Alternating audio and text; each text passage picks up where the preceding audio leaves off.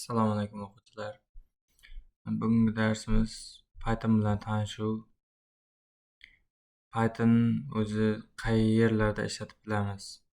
Nimalarda foydalanamiz? Qanday foydali saytlar bor? Python, Python turli xil nomlar bilan tanilgan.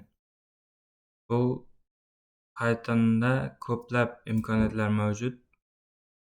Adashmasam 2020-yil, 21-yildami Python уже dunyo bo'ylab birinchi dasturlash tiliga ko'tarilgan. Ko'proq sun'iy intellekt, botlar bilan ishlash, saytning API qismi, baza bilan ishlash, shularni o'z ichiga oladi. Ko'p imkoniyatlari ko'p. Pythonni Guido van Rossum 1980-yilda ABS dasturlash tili davomchisi sifatida Python ustida ishlay boshlagan. 1991-yilda eng eski versiyasi 0.9.0 versiya ommaga e'lon qilingan.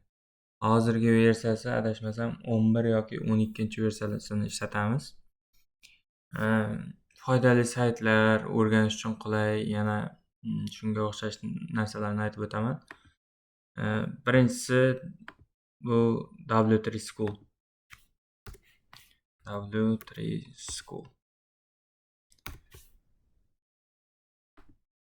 Unda faqatgina Python emas, SQL, baza bilan ishlash, HTML, CSS, C++, Bootstrap, MySQL, Excel, ko'p Djangolar bilan ishlash imkoniyatlari bor. Python bor. Bu saytdan ham o'rgansa bo'ladi. Keyin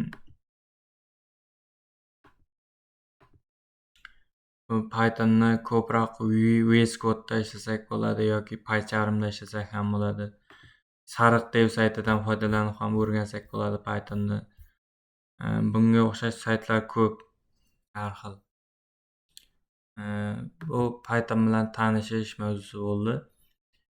Keyingi darslarda